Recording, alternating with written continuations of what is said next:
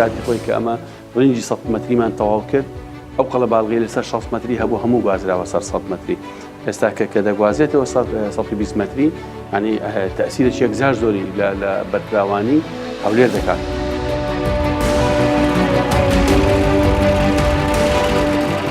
ئەو شەقامە پێک دێت لە شەقامێکی بازنەیی درێژەکەی 38 کیلۆمەترە بە هەر چار دەورەی شاری هەولێر دەسوڕێتەوە.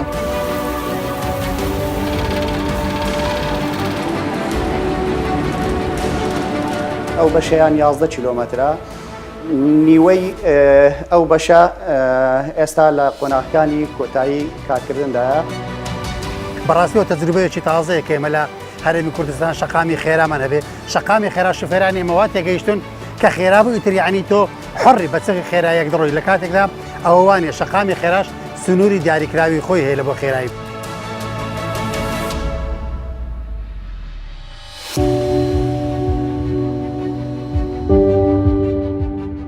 ئێرە موقعی بەرهەمێنانی خیرە لێرە تاوان لە سێ بەشی سەرەکی پێک دێت کارگەی خیر کە تێکەڵی خیر بەرهەمدێنی ئامێرێکی کە ئیمولسون ئەو قیڕەشلەی کە لە بینی چینەکانی قیر دەدرێ و کارگەی تێکەڵکردنی پۆلیمەر لەگەڵ قیر ئەو پۆلیمەرە تاوان کە مواسەفاتی قیڕی شل بەرز دەکاتەوە.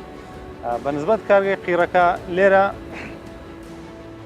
بدایەتی ئیشەکە لێرە دەست پێ دەکات لەو بووپەرانەوە لێرە ئەو موادانەی کە بە جێرەی مواسەفات دەشێندرێت لە بەرزشێنەکان لێرە بەنسبە لە 5 هوپەر دەکرێت ئەو 5 هوپەرە تەمان کۆنتترۆلی کارگا بەشەکان دیاری دەکات چەند لەوە چەند لەوە چەندەوە تەوان بە جێرەی عەزمی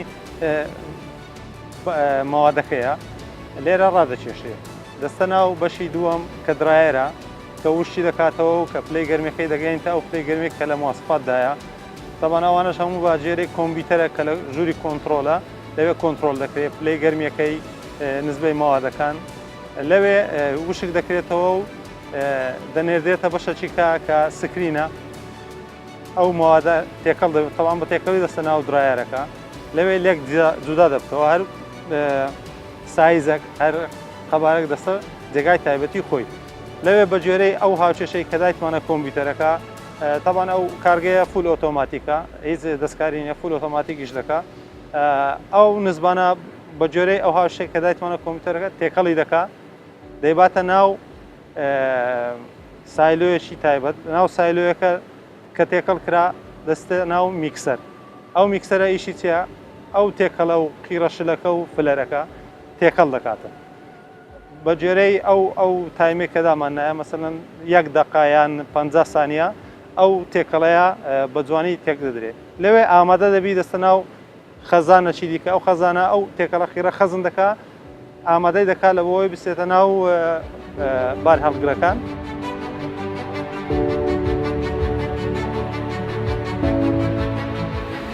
خواستی یان ئەوەی تەڵەبێ کە لەمە داوا دەکەن بدایەتی مەوسیمی ئیشێ ئەنی وەکو لیست لۆمە دەنێرن دەدەنە معمەلی بەس ئێستا و پارچە بینی کەس نەزان و ئەوەی کە ئەوە کرا جادەی شەقلاوە و کەس نەزانێت 65,000 تن قیڕی ویستی ئەم بە هەردوو تەبەقە هەردوو چین ڕۆژانە لە 1800 هەتا 2000 تنی ئەگە بە تەواوی ئیش بکەین ئەوەندە دابین دەکەن. کاروانی ئەمجارەی ئەم باڵ هەڵگرە کە زیاتر لە 30 تۆن قیری ئامادەکراوی هەڵگرتووە بەرەو شاری هەولێر ڕێگا دەبڕێت لە یەکێک لە پرۆژەکانی شارەکە بەکاردەهێنرێت ئەویش پرۆژەی شەقامی 120 مەتری خێرایە کە ڕۆژانە کارکردن تێیدا سەرەڕای درێژەکێشانی قەیرانی داراییش بەردەوامی هەیە. ئەم پرۆژەیە کە دوایین بازنەی شارەکەیە ڕۆژانە لەلایەن یەکێک لە کۆمپانیای گەورەکانی کوردستانەوە کارەکانی ئەنجام دەدرێت. لە ڕیپۆرتاژی ئەمجارەمان دەمانەوێت وەڵامی چەند پرسیارێک وەرگرین سەبارەت بە پرۆژەی ڕێگای خێرایی 120 مەتری شاری هەولێر. ئایا ئەم پرۆژەیە لە ڕووی استراتیژەوە چ کاریگەریەکی لەسەر شاری هەولێر هەیە؟ قۆناغەکانی جێبەجێکردنی ئەم پرۆژەیە چین؟ دوایین بەشی ئەم ڕێگایە لە چ کاتێکدا بەڕووی شۆفێرانەوە دەکرێتەوە؟ ئایا چارەنووسی ئەم بەشەوەستاوەی پرۆژەکە بەکوێ دەگات؟ ئێرە کە دوایین بەشی ڕێگاکەیە لەم ساڵدا کاری تێدا دەکرێت. لێرەدا گڕوتین و جوڵەی کارکردن بە پرۆژەکەەوە دەبینرێت. بە تەواوبوونی ئەم بەشەی پرۆژەکە شۆفێران دەتوانن سوود لەم ڕێگایە ببینن کە هەردوو شەقامە سەرەکیەکانی شەقلاوە و کۆیە بەیەک دەبەستێتەوە. ئێمە لە پرۆژەی شەقامی خێرایی 120 متری کار دەکەین. ئێستا ئێمە لە قۆناغی بایندەرداین. چینی بایندەر یان بە شێوەیەکی گشتی چینەکانی ئەسفالت مەرج و مواسەفاتی تایبەت بخۆ هەیە. زۆریش هەستیارە. یەکەم تایبەتمەندی پەیوەستە بە کۆنتڕۆڵکردنی پلەی گەرمی و کۆنتڕۆڵکردنی پلەی سوڕانەوە. پلەی گەرمە لە 160 پلە تێناپەڕێت و لە 120 پلەی سەدیش کەمتر نییە. لەم پرۆژەیەدا باشترین تەکنیک بەکار هاتووە و پشت بە تایبەتمەندی سۆرب دەبەستین و باشترین شت بەکاردێنین. مادەکانیش جیاوازیان هەیە و لە کارگەکاندا هەوڵ دەدەین کۆنتڕۆلیان بکەین و سەبارەت بە شوێنەکەش تازەترین فاریشە و حادیلە لە پرۆژەکەدا بەکاردێنین. ئەم پرۆژەیە لە هەموو پرۆژەکانی تر جیاوازترە لە شێوازی کار و بەکارهێنانی کواڵتی بەرز. ئێمە لە مانگی نۆ دەستمان کرد بە کاری پەیڤمێنت و ئێستا ئێمە لە سەرەتای مانگی 12 دەین. واتە لە ماوەی 2 بۆ 3 مانگدا نزیکەی 4 کیلۆمەترمان تەواو کردووە بە هەموو قۆناغەکانیەوە. سیستەمی ئەندازەی ئەم شەقامە جیاوازە لەگەڵ هەموو شەقامەکانی دیکەی ناوشاری هەولێر بە شێوازێک کە لەم شەقامەدا بە هیچ زۆرێک شۆفێران دووچاری ڕاوەستان و ترافیکلایت نابنەوە. لە ڕێگا بەرزەپرد و تونێلەکانەوە تەواوی شەقامەکانی شاری هەولێر بەم پرۆژەیەوە بەسراوەتەوە و لە ڕووی سیستەمی ئاوڕۆشەوە بە توشبەستن بە نوێترین تەکنیک و سیستەم کارەکانی ڕێکخراوە. بە سیستەمی ئاوەڕۆی 120 متری ئەمە بە سیستەمی پۆلیەتیلینیشمان کردێ. لەو کەمێکە بەکاری هاتێ نزیکەی 20,000 مترە، نزیکی 20 کیلۆمتر باڵین بەتۆلی. زیاتریش تەرکیز کراوەتە کە سەر ئەو نقطەی کە برێن تایپەکە سەدەری مەقتەعی زادەکەی لە بۆ مەسائلی هەم سەلامەتی زادەکەی و هەم لە بۆ ئەوەی کە لە بۆ مەسائلی سیانەکەی ئاسانتر بێت. ئەوەی نقطە ئەساسی بێ. با بڵێن کە سیستەمەکەش زیاتر چوتینگ سیستەمیشی جێدا بەکار هاتێ کە بڵێن لە مەقاتعی دەفنی ئەو جیانێکە دەفنی زۆر بی سیستەمی چوتینگمان بەکارهێنا بۆ ئەوەی کە ئەوەکە بە سێرفسێکی مەزبوط بە شکلێکی ڕێک بچێتە ناو سیستەمە ڕئیسەکە و لەوێ سەر بێتە ئەو شوێنانی کە لە دیزاین بۆمان دانرا. ئەو سیستەمێک کە نەبۆی دانرا لە حەجمی خۆی زیاتر تەسمیمی حسابی دەبۆکرا لە تەسمیم لە مەشاکلی بەرگی هەم لافا و هەم ڕەنۆفی زیاد لە حەدی خۆی ئەو مەشاکلانە هەم پرۆفایلی زادەکەی مساعدە هەم مەقاتعەکان. لەم ئینفۆگرافیکە وردەکاری لە ئەمی استراتیژی شەقامی 120 متری دەخرێتە ڕوو تیشک دەخرێتە سەر ئەم پرسەی کە ئایا تا چەند ئەم شەقامە دەتوانێت پاڵەپەستوی سەر شەقامەکانی دیکەی شاری هەولێر کەم بکاتەوە. ڕۆژانە بەسەدان شوفێر بە ئۆتۆمبیلەکانیانەوە بەسەر ئەم بەشە تەواوبۆی شەقامی 120 متریدا هاتوچۆ دەکەن و دەمانەوێت زیاتر وردەکاریەکانی ئامانجەکانی پرۆژەکە لە زاری لایەنی جێبەجێکاری پرۆژەکەەوە بزانین. ئێمە وەکو کۆمپانیای گروپی هێمن وەکو باست کرد تەنها نەک نیوەی 120 متری بەڵکو بەشی هەرە زۆری بازنەی 120 متری کە کۆی گشتی 38 کیلۆمەترە بەشی هەرە زۆری کۆمپانیای گروپی هێمن جێبەجێ دەکات. ئەوەی کە جێبەجێ کردووە 16 کیلۆمەتر لە قۆناغی یەکەم تاوا کراوە و 4 کیلۆمەتری تریش لە ڕێگای 100 متری بۆ ڕێگای ئیفراز بۆی زیاد کراوە بە کۆی گشتی 20 کیلۆمەتر لە قۆناغی یەکەم تاوا کراوە. بەشەکەی دووەم لە بازنەی 120 متری خێرا لە نێوان چوارڕیانی ڕێگای شەقلاوە تاوەکو ڕێگای کەرکوک ئەو بەشەیان 11 کیلۆمەترە. نیوەی ئەو بەشە ئێستا لە قۆناغەکانی کۆتایی کارکردندایە بۆ کۆتایی ئەم ساڵ هەروەک بەڵێنماندا بۆ کۆتایی ئەو ساڵ ئەو بەشیان دەکرێتەوە و دەستە بواری جێبەجێکردنەوە لە خزمەت هاوڵاتیان. بەشەکەی تریش زۆربەی هەرە زۆری کارەکانی تێدا ئەنجام دراوە برگەکانی خۆڵکاری و بەجێرە پلانی خۆمان بۆ ساڵی داهاتوو کاری تێدا دەکەین.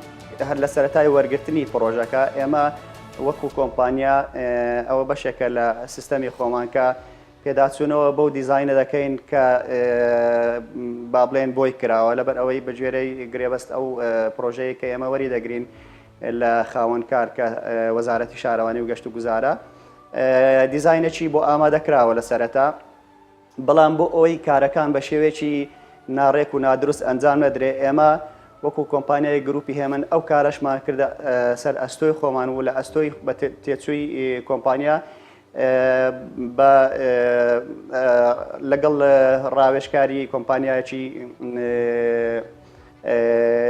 دووبارە دیزاینکردنەوەی پرۆژەکە پێدا چونەوەمان کرد بەو کەم و کورتیانەی کە لە پرۆژەکە هەیە هەر لە قۆناغی یەکەم و لە قۆناغی ئێستاشکە لەژێر جێبەجێکردندایە و فعلا زۆر گۆڕانکاری زۆر کرا بەو شێوەیە کە تێچووی پرۆژەکە کەم دەکاتەوە و هەروەها پرۆژەکە بە شێوەیەکی زۆر ڕێک و پێک و جوانتر خزمەت بە شارەکە دەکات. سەبارەت بە قۆناغی یەکەم ئەو 20 کیلۆمەترەی کە ئێستا تەواو بۆ لەژێر لە خزمەتی هاوڵاتیاندایە ئەو بەشیان 11 پرد و 5 ئەندەرپاسی تێدایە. ئەو پرد و ئەندەرپاسانە چارەسەری گرفتی یەکتر بڕی ئەو ڕێگایانە دەکاتەوە لە دەرەوەی شار دێنە ناو شار و لە ناو شار دەڕۆنەوە دەرەوەی شار بێ ئەوەی کە کاریگەری هەبی لەسەر وەستانی هاتوچۆ لەسەر ڕێگا سەرشیەکە لەبەر ئەوەی ڕێگایکی خێرا نابێت وەستان تێدا هەبێ. ئەوە سەرباری ئەوەی کە زۆر ئاوبەری سندوقیمان هەیە بۆ چارەسەرکردنی کێشەکانی پەڕینەوەی ئاو و هەروەها سیستەمێکی مۆدرنی درێنێج بۆ تەسیفکردنی ئاوی باران لە پرۆژەکە دانراوە. ئەو سیستەمە جیاوازەکەی ئەوەیە کە خەتە سەرچیەکان لە دەرەوەی جادە سەرچیەکە دروستکراوە و لە هیچ حالەتێک کە لە کاتی سیانەکردن پێویستی بەوە نیە جادە هەڵ بکەن. ئێستا شوفێران بەشێکی فراوان لە شەقامەکە بەکاردێهێن و زۆر جار بەهۆی تیژڕەویان دووچاری ڕووداوی هاتوچۆ دەبنەوە. دەمانەوێت بپرسین ئاخۆ ڕووداوەکانی هاتوچۆ لەم شەقامە هۆکارە ڕاستەقینەکەی چین؟ ناوشیاری شۆفێرانە یاخود خاڵی لاواز لە پرۆژەکەدا هەیە؟ گرنگی شەقامی بازنەی چییە؟ شار بچووک دەکاتەوە دەکاتن تۆ گواستنەوە لە شوێنێکەوە لە بۆ شوێنێک دوور لە جەنجاڵی دوور لە قەڵەباڵغی زۆر ئاسان بێتن. لە بۆ نمونە ئێستا شەقامی 120 متری کە تەواو بێتن کە درێژەکەی 38 کیلۆمەترە تۆ دەتوانانی فەڕەیەکی کامل لە دەوروبەری هەولێر بسوڕیتەوە لە ماوەی نیو سەعات کەمتر لە کاتێکدا ئەوە ممکن نیاگەبێت و تۆ شەقامی 100 متری بەکاربێنی یان 60 متری بەکاربێنی بۆ خێراییە بڕۆی لەبەر ئەوە گرنگی هەیە. بێجگەلەوەش ئەو شەقامە بە هیچ شێوەیەک ترافیکلایەتی نییە وەبەستانیشی نییە. یعنی ئەوە دەکاتن تۆ لە کاتێکدا کە لە دەورەی شار بە کاملی دەسوڕێەوە بە هیچ شێوەیەک تووشی وەستان و تووشی سترێسیش نەبی لە بەرامبەردا. بەخۆی نەزانێنی چۆنیەتی بەکارهێنانی شەقامەکە لەوانەیە هۆکار بێت چونکە بەڕاستیەوە تەجروبەیەکی تازەیە کە ئێمە لە هەرێمی کوردستان شەقامی خێرامان هەبێ. شەقامی خێرا شوفێرانی ئێمەوا تێگەیشتون کە خێرا بوو ئیتر یعنی تۆ حڕی بە چەقی خێرایەک دڕۆی لە کاتێکدا ئەوە وانێ شەقامی خێراش سنووری دیاریکراوی خۆی هەیە لە بۆ خێرایی. وەکو باسم کردێمە 110 کیلۆمەترمان دیاری کردو چکە 110 کیلۆمەتر لەوانەیە سنوورێکی معقول بێ و سنوورێکی سەلامەت بێتن بەڵام ئەوەی لە دوای 110 کیلۆمەتر دێتن لەوانەیە مەترسیدارەکە بێتن. بێزگەلەوە ژێمە تەواو لە بۆ کۆنتڕۆلکردنی شوفێران شەقامەکە ڕاستە ئێستا خۆی تەواو نەکراوە پرۆژەکە بە کاملی تەواو نەکراوە بەڵام کاتێک کە تەواو کراو کە هاتوچۆ ئیستیلامی کرد لەوانەیە ئێمە لە پلانماندا بێ ڕێژەیەکی زۆر کامیرەی چاودێری دابنین چونکە بەڕاستی چاودێریکردنی خێرایی شوفێران تەنها بە کامیرەکان دەکرێتن بەوە کە کامیرەتدانا شوفێران کە هەستیان کرد ئەوانە لەژێر کۆنتڕۆلی کامیرەکاندان بێگومان ئەو کاتە پابەت دەبن بە ئاسا و ڕێنمایەکانی هاتچۆ ئەو کاتەش ئەگەری کەوتنەوە ڕووداوەکان کەمتر دەبێتەوە چونکە بەڕاستی لە کاتی ئێستادا شەقامی 120 متری ناتوانم بڵێم ڕۆژانە بەڵام کەم ڕۆژ هەیە کە ڕووداوی هاتوچۆی لێ نەکەوێتەوە لە کاتێکدا ئەگەر لە ڕووی هوەریەوە تەماشاکەی یاخود لە ڕووی هاتوچۆوە تەماشا بکەی شەقامی 120 متری یەکێکە لە شەقامە کامل مواسەفاتەکان یعنی هیچ کێشەیەکی نییە بەڵام نەزانین لە بۆ چۆنێتی بەکارهێنانی هۆکارە لە بۆ ئەوەی کە ڕووداوی لێ بکەوێتەوە. ساڵێک بەر لە ئێستا بەشی سەرەتایی پرۆژەی 120 مەتری لە شەقامی مووسڵەوە بۆ شەقامی شەقڵاوە کرایەوە. بەمەش ڕێژیەکی زۆری لە پاڵەپەستۆی شەقامەکانی دیکەی ناوشاری هەولێری کەم کردەوە. لەگەڵ پارێزگاری هەولێر نەوسەد هادی قسە دەکەین لەبارەی لایەنی استراتیژی و گرنگی پرۆژەکە. ماستەرپلانی هەولێر کە دانرایە بەهۆی قەڵاتەوە لە سەرەتاوە هەولێر بەرفراوانبوونی بە شێوەیەکی بازنەیە، مەسەن شەقامەکانی هەمان بووە 30 مەتری بووە 40 مەتری بووە 60 مەتری بووە 100 مەتری بووە، ئێستاکە لە 120 و دواتریش 150 مەتری کەویش فەتحەکەی بۆ کرایە. بۆی قۆناغەکانی جێبەجێکردنی ئەم شەقامە سەرەکیانە چونکە شادەماری سەرەکی هاتوچۆ و ڕەبتی هەولێر و پێکبەستنەوەی شوێنەکانن بە یەکتری و ئاسانکاریەکی زۆر دەکات. ئەو شارانەی کە بۆ شێوە بازنەین و شەقامە سەرەکیەکان نامڵێ ژێرخانی شەقامەکانیان بازنەیەکان کە تەواو دەبێت لەگەڵ شەقامانەی کە پێ دەڵێن شوعایی تیشتی وەکو جادەی مەسەن بەتیجاهی هەولێر سەلاحەدین، بەتیجاهی کەسنەزان، بەتیجاهی ڕێی کەرکوک، بەتیجاهی ڕێی مەخمور، ڕێی مووسڵ، ئەوانە کە بڵێن ڕینگەکانیش لێک دەبەستێتەوە لەسەر ئەساسەی ماستەرپلانی هەولێر. ئەو بەشەی ئێستا کە لە جێبەجێکردنە لە شەقامی 120 مەتری کە کاردانەوەیکی زۆری دەبێت لەسەر حرەکەی بازرگانی و هاتوچۆ و ئاسانکاری و هەموو ئەو شتێک کە هەولێر بە پوشار پێویستی پێ دەبێتن و ئێستا کە گروپی هێمن بە دەستخۆشیەوە بە حقیقەت کەم پرۆژەیە و لەگەڵ ئەو قەیرانە جێبەجێ دەکەن لەسەر بودجەکان و میزانی خۆیانن، چونکە باری دەرخی دارایی حکومەتی هەرێم معلومە، بەڵام ئەو وەکو بەڵێندەرێک کە ئامادەباشی لەسەر تواناکانی خۆی بەردەوام بووە پێشووتر کە ئەو بەشەی لە ڕێگەی مووسڵەوە تا ڕێگەی سەلاحەدین تەواوی کرد کە بەتەنج فڕۆکەخانە و بەناو ئەنکاوەدا دەڕوات و دیتمان کاردانەوەیەکی هەبووە لەسەر هاتوچۆ و ئاسانکاری و دواتریش ئەو قۆناغی کە بەوانس پێدرایە بەپێی ئەو گرێبەستەی کە کرایە لە ڕێگەی سەلاحەدینەوە تا ڕێگەی کەرکووکە، بەڵام ئەو بەرنامانەی کە دانیان لەسەر جەم ڕێگاکە دەستیان پێکرد بەس بەچەرتر لە ڕێگەی سەلاحەدینەوە لە بنین لە کرد پشت وەزارەتی پێشمەرگەوە تا مازدیمەوە ڕێگەی کەسنەزان کە پێی بەرنامەکانی خۆیان نهایەتی ئەم ساڵ تەواو دەبێت و 2018 ئەم بە 6 دەکەوتە خزمەتکردن. بە تەکید تەسیرێکی زۆری دەبێت. مەسەن بۆ نمونە مەسەن ئەو قەڵەباڵغی ئێمە دەیبینین لەسەر 100 مەتری پێشفامیلی مۆڵ کە هاتوچۆی بەشەکانی هەولێر لێک دەبەرسیتەوە دەگوازرێتەوە بۆ سەر 120 مەتری کاتی خۆی کە ئەمە ڕەنجی 100 مەتریمان تەواو کرد ئەو قەڵەباڵغی لەسەر 60 مەتری هەبوو هەموو گوازراوە سەر 100 مەتری. ئێستا کە دەگوازێتەوە 120 مەتری ینی تەسیرێکی یەکجار زۆری لە بەرفراوانی هەولێر دەکاتن و قوتێکی دەداتە ئەو منتەقانی دەوروبەری خۆی بۆ ئەوەی گەشە بکە و ئاوادان بکرێتەوە. هەر پرۆژەیەکی لەم شێوازە کە لەلایەن کەتی تایبەتەوە ئەنجام دەدرێت ڕاستەوخۆ وەزارەتی شارەوانی سەرپەرشتی وردی ئەنجامدانی دەکات. ئایا کۆمپانی جێبەجێکار توانیوێتی لە کاتی خۆی بەشەکانی پرۆژەکە ڕادەز بکات؟ ئەو شەقامە پێک دێت لە شەقامێکی بازنەیی درێژەکەی 38 کیلۆمەترە بە هەر چار دەورەی شاری هەولێر دەسوڕێتەوە. بۆ مەبەستی جێبەجێکردنی ئەو پرۆژە دابەشکراوە بەسەر سێ قۆناغ. قۆناغی یەکەمیان لە شەقامی سەرەکی هەولێر کەرکوک دەست پێ دەکات تا شەقامی سەرەکی هەولێر مووسڵ بە درێژی 11 کیلۆمەتر کە لەلایەن کۆمپانیایەکی تورکی بە ناوی ئیکنجلەر جێبەجێ دەکرا، بەڵام ئێستا کارەکانی ڕاوەستاوە لەبەر قەیرانی دارایی بەشێکی ماوە تەواو نەکراوە.